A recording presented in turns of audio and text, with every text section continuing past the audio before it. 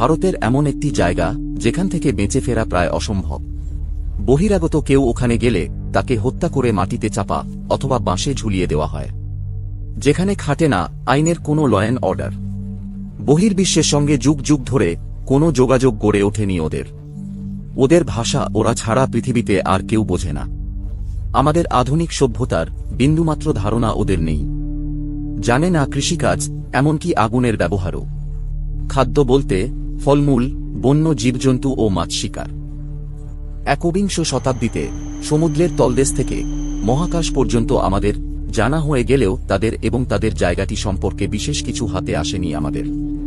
ভাবছেন এটা কি সম্ভব? আমি হয়তো আদিম যুগের কথা বলছি অথবা ভিনগ্রহী প্রাণীদের কথা বলছি। না বন্ধুরা, সত্যিই ভারতীয় সীমায় এমন একটি জায়গা রয়েছে। আজকে প্রথম অংশের ভিডিওতে আলোচনা করব ভারতের একটি ভয়ঙ্কর নিষিদ্ধ দ্বীপের কথা। সঙ্গে থাকুন, আশা করি ভালো লাগবে। নমস্কার বন্ধুরা, আমাদের এসআর স্ট্রিট চ্যানেলে আপনাদের স্বাগত।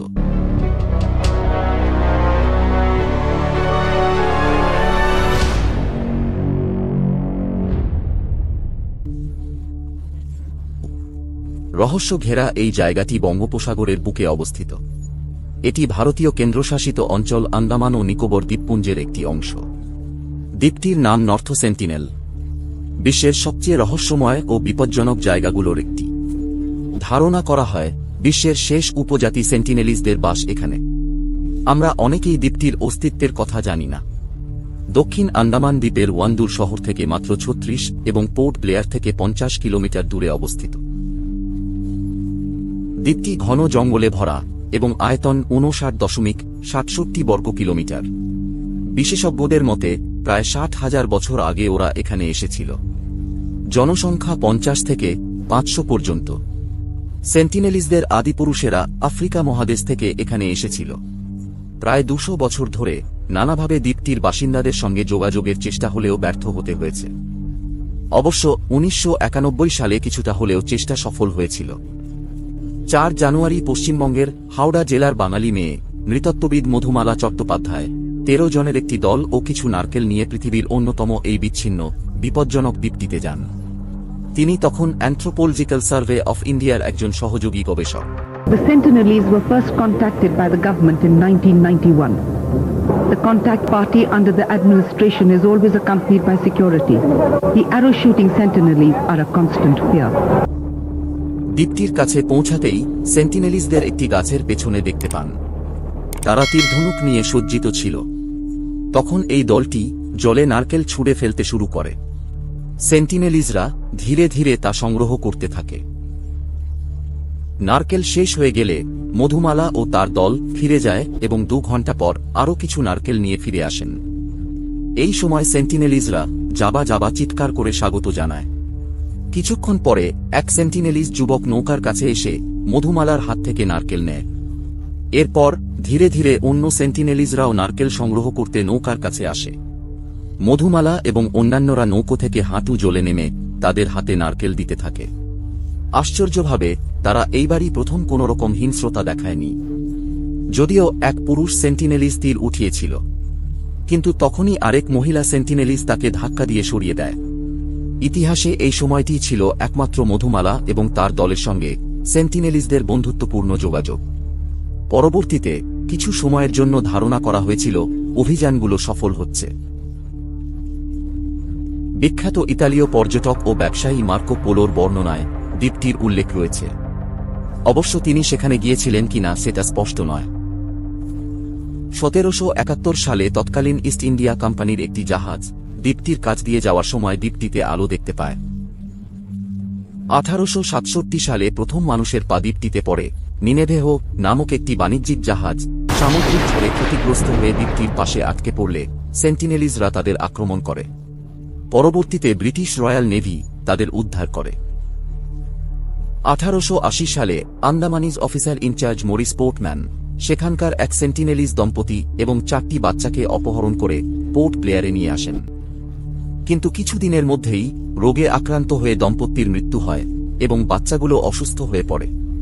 পোর্টম্যান বাচ্চাগুলোকে আবার সেন্টিনেল দ্বীপে রেখে আসে।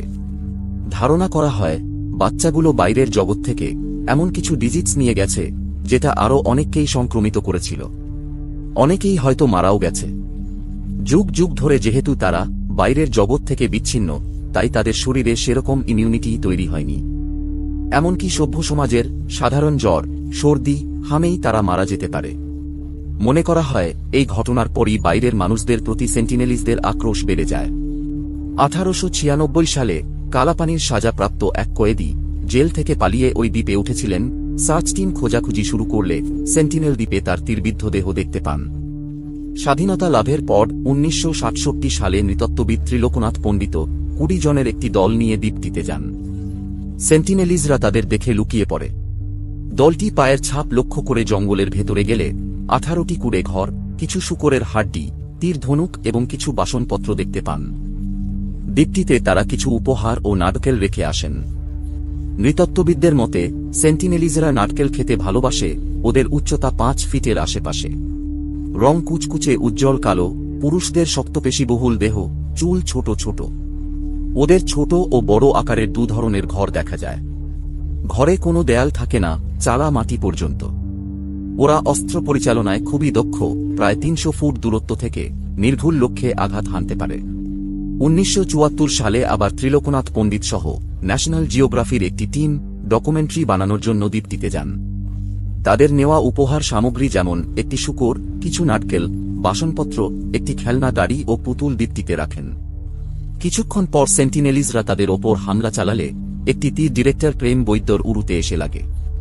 এরপর দূর থেকে লক্ষ্য করেন সেন্টিনেলিজরা নারকেল ও বাসনপত্রগুলো নিলেও শূকরটিকে মেরে বালিতে পুঁতে দেন এবং পুতুল ও গাড়ির সাথেও সেটাই করেন। সে বছরই নেটজিওতে সেন্টিনেলিজদের ছবি ছাপা হয় এবং লেখা হয়, যেখানে শব্দ নয় তীর কথা বলে। 70 ও 80 দশকে নানারকম উপহার নিয়ে যোগাযোগের চেষ্টা হয়েছে, কিন্তু সেন্টিনেলিজরা উপহার নিলেও বাইরের মানুষকে কাছে ঘেঁষতে দেননি। 1981 সালে প্রিমরোজ নামে একটি মালবাহী জাহাজ বাংলাদেশ থেকে অস্ট্রেলিয়া যাওয়ার পথে ঝড়ে দ্বীপটির কাছে আটকে পড়ে। 2-1 দিন পর ক্যাপ্টেন লক্ষ্য করেন তীর ধনুক নিয়ে তাদের ওপর হামলা চলছে। প্রচণ্ড হাওয়া চলায় সেন্টিনেলিজদের সেই তীর জাহাজ পর্যন্ত পৌঁছয়নি। সেন্টিনেলিজরা কয়েকটি নৌকা নিয়ে জাহাজের কাছে চলে আসে। জাহাজটি উঁচু থাকায় ওপরে উঠতে পারেনি। কোনোভাবে সপ্তাহখানেক আটকে থাকার পর নৌসেনার হেলিকপ্টার তাদের উদ্ধার করে। জাহাজটি এখনও সেখানেই রয়ে গেছে। গুগল ম্যাপে এখনও দ্বীপটির নর্থে লক্ষ্য করলে দেখা যায়। মনে করা হয় এরপর থেকেই সেন্টিনেলিজদের তীরে লোহার ব্যবহার দেখা যায়, যেগুলো ওই জাহাজটির। 1991 সালের ঘটনাটি শুরুতেই আলোচনা করা হয়েছে। ওই ঘটনাটির 1 মাস পর মধুমালা ও ত্রিলোকনাথ একসঙ্গে এই দ্বীপটিতে গিয়েছিল। তখনও কোনো হিংসা হয়নি। সেন্টিনেলিজরা তাদের হাত থেকে নারকেল নিয়েছিল। দ্বীপটি 1970 সালে ভারতের অংশ হিসেবে ঘোষিত হয়। 90 দশকে দক্ষিণ ও মধ্য আন্দামান দ্বীপপুঞ্জে বসবাসরত জারোয়া জাতিগোষ্ঠীর ওপর একই রকম অভিযানে ধারাবাহিক আক্রমণে কিছু মানুষ প্রাণ হারায়। এছাড়াও নতুন রোগের বিস্তার দেখা দেয়। এরপর অভিযানগুলো বন্ধ করে দেওয়া হয়। 1991-এর ঘটনা দুটি বাদ দিলে যতবারই ওদের সভ্য সমাজে যুক্ত করার চেষ্টা হয়েছে, ততবারই দুই পক্ষেরই বিপদের কারণ হয়ে দাঁড়িয়েছে। তাই ভারত সরকার 1996 সাল থেকে এই দ্বীপটির 5 কিলোমিটারের মধ্যে যাওয়া, ছবি তোলা, এমনকি গবেষণাও সম্পূর্ণ নিষিদ্ধ করেছে।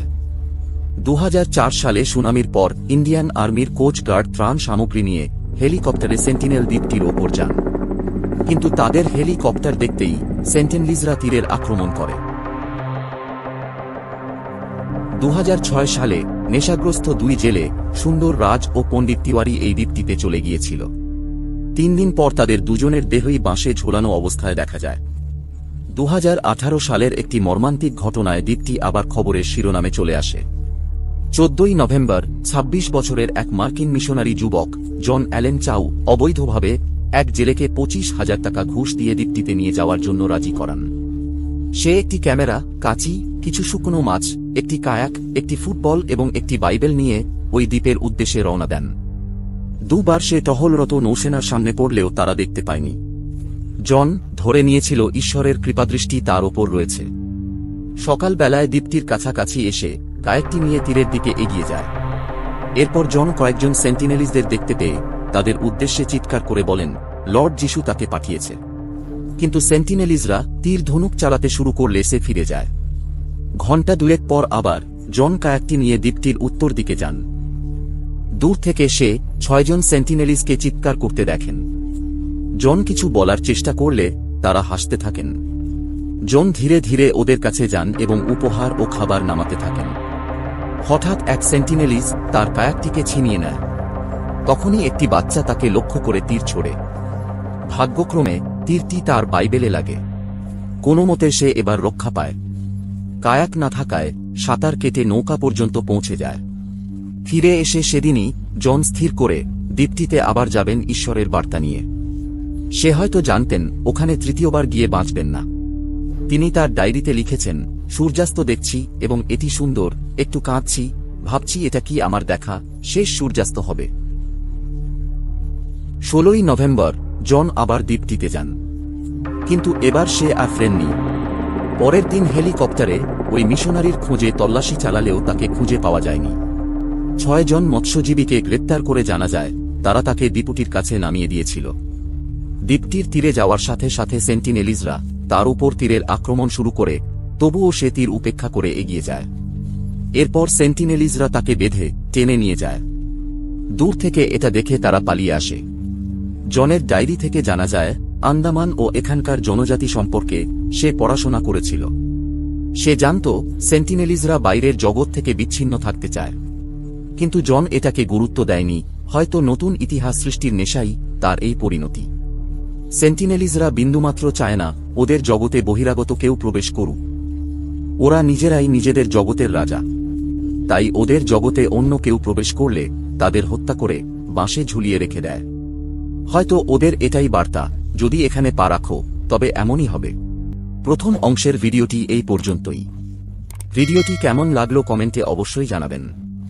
আবার দেখা হচ্ছে মধুমালা চট্টোপাধ্যায় ও জারোয়া জাতিদের নিয়ে নিষিদ্ধ দ্বীপের দ্বিতীয় অংশের ভিডিওটিতে। যারা চ্যানেলটিকে এখনও সাবস্ক্রাইব করেননি, নিচে দেওয়া লাল বোতামটিতে অবশ্যই সাবস্ক্রাইব করবেন এবং লাইক ও শেয়ার করতে ভুলবেন না।